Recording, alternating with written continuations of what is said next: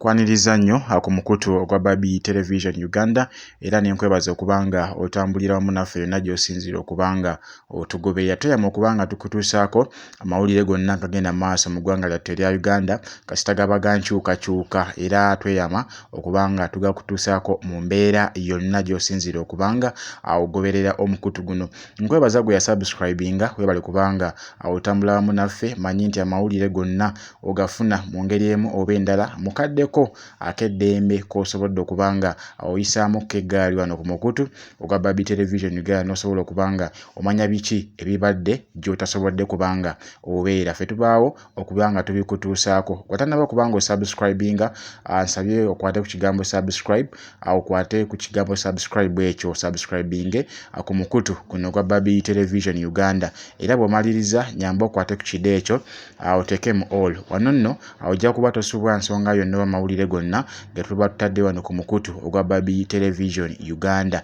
Sharinga information etuuke ku buli munnayuganda yonna gy'asinzirira okubanga kakalabiza emirimu gye, asobole okubanga amanya information oba amawulire gonna agatambula wano e Butaka mu ggwanga lyattu erya Uganda, ne ki ekitambula mu struggle oba gye tutwala mu maaso olutuusa n'olunaku olwaleero.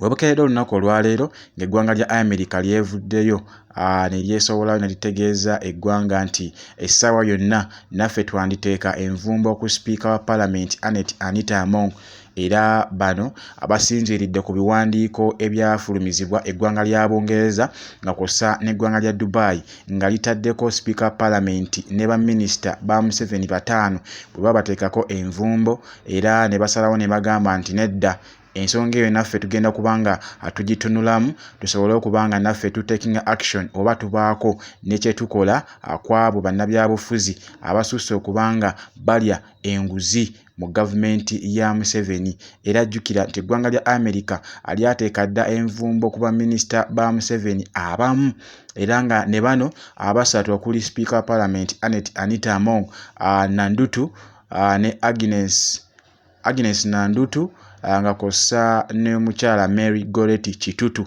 Eggwanga lya America olunaku olwaleero livuddeyo ne ligamba nti liri mu kutunula mu nsonga zino, era bali mu kutunula mu biwandiiko ebyafulumizibwa eggwanga lya Bungereza nga kossa n'eggwanga lya Dubai, basinziirire okwo bakakase nti nabo babaako ne kye bakola okusinziira ku ebyo ebinaaba bibuuziddwako bye banaaba bafunyeeko, basooke okubanga babikompeyalinga oba nga babigeraageranya n'ebiri ku ground. Era President Robert Kyagulanyi Ssentamu ensonga naye yaziteekayo dda bulungi nnyo, era gye buvuddeko mu press conference eyali wali e Makerere Kavule, President Robert Kyagulanyi Ssentamu yavaayo n'ayogera ku nsonga ya sanctions oba kyewandiise envumbo ze batadde ku Speaker Anita Among. Kansooke nkuwe eddoboozi lya President Robert Kyagulanyi Ssentamu ng'ayogera ku nsonga y'okuteeka envumbo ku sanction oba kyewandiise sanctions ku Speaker wa Parliament Anita Among, era n'atugamba nti ebyobugagga bye byonna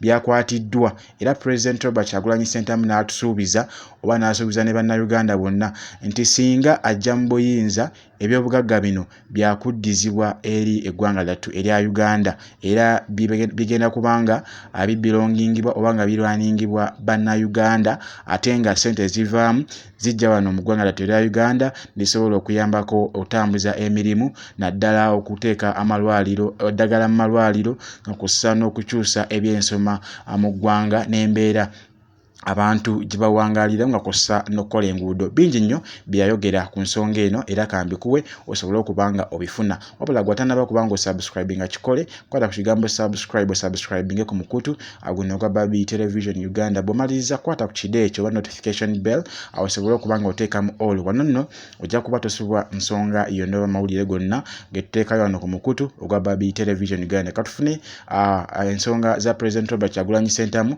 ku nvumbo ezateekebwa ku Speaker Parliament, era yeyamye okubanga akola kyonna ekisoboka very soon basobole okubanga Museveni ne Muhoozi nabo babateekako natti nga wonna bwe babasanga babakuba jeeke. Katufune akatambi kano n'oluvannyuma ngenda kubanga nkomawo atweyongereyo n'ensonga zino.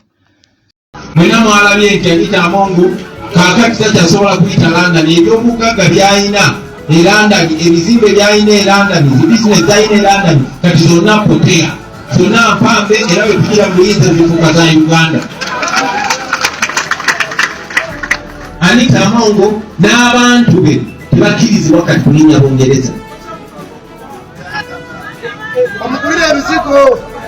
Ate tekikomaawo kati ne Dubai takkirizibwa kulinnyayo, n'ebizimbe n'ebyobugagga by'alina nabyo biwambe Dubai. Ekyo twagala kikolebwe mu nsi yonna, not only to Anita Amongo, twagala eri ku Museveni, twagala ku Muhoozi, twagala ku bano ba Christopher Ndamulira na bonna, twagala nnatti zisibwe ku bantu abo bonna.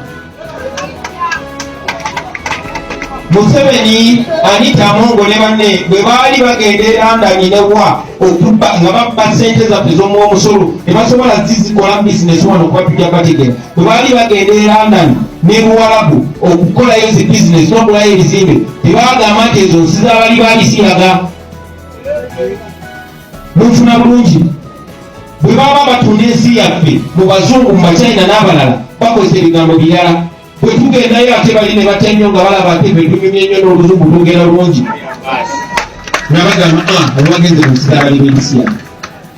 So yoyo Anita Amongo ndi musanyufu nti amawanga ago gatandise otuwuliriza, ate ekyo kikyali kitunza abasebo ne banyaayi.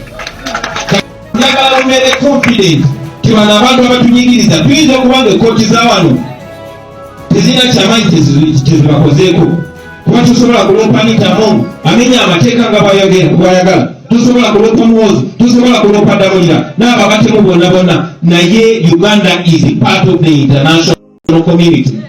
Uganda yassa omukono ku ndagaano nnyingi nnyo ez'okussa ekitiibwa mu democracy, ez'okussa ekitiibwa mu nfuga y'amateeka n'ebirala bifaanana bwe bityo. Bali balina amateeka, waliwo etteeka lye bayita Global Anti-Corruption Law, lye bayita Global Magnitsky. Ebiri basiseeyo bali ne bagamba ono yalimenye kabawe.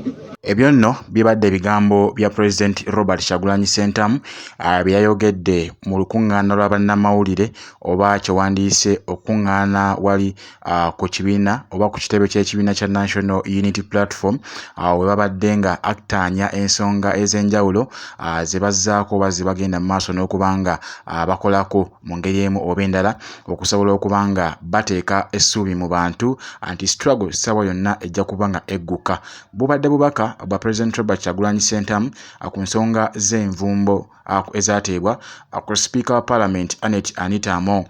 Nzize nga mbagamba nti ebyobugagga bye byakwatibwa era n'enkulagana ebimu ku byobugagga ebyo yadde ng'ebimu mbadde sindaba kubanga bibatuusaako olw'ensonga zaago amawulire agaba gatalinda, era nga nsuubira olunaku olwaleero bwe bunaazibira nja kuba nga nkuteereddeyo hotels zino ebbiri oba nja kuba nga nkuwa obutambi obwaleeteddwa British Commissioner w'eggwanga lya Bungereza era nga buno obutambi bwatwaliddwa direct wa Museveni ng'obukakafu ku nsonga ya Bungereza gye yeesigamyeko okubanga eteeka envumbo ku Speaker wa Parliament Anita Amongo. Yadde nga Anita Amongo yalagiribwa oba President Museveni yalagira nti IGG Betty Kamya asobole okuba nga akola okunoonyereza ku byobugagga bya Speaker wa Parliament Anita Amongo, naye okusinziira ku bubaka oba ebbaluwa eyaweerezeddwa ewa President Museveni olunaku olw'ejjo eraga nti Speaker Anita Amongo ebyobugagga bino yabyegaanye era nga bingi nnyo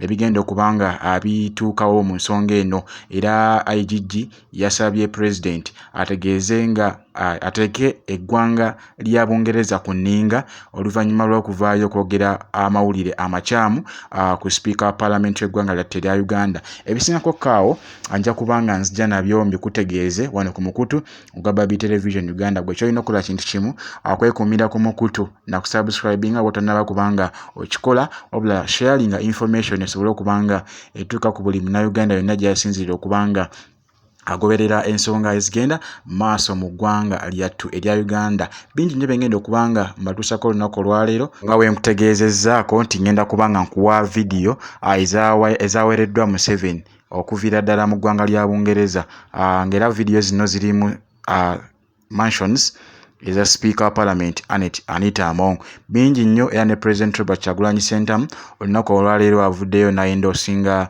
Fefe Bussi era n'ategeeza nti keetonye alina okubanga abeerayo ku kivulu ky'omwana mulenzi Fefe Busi mu ngeri emu oba endala. Ebisingako kawo ngenda kuba nga nzija nabyo abingi nnyo benkyabatuusaako. Waliwo Peter Mayiga Katikkiro wa Buganda byayogedde ku nsonga zaabo abamubanja Kabaka, nja kuba nga nzija nabyo.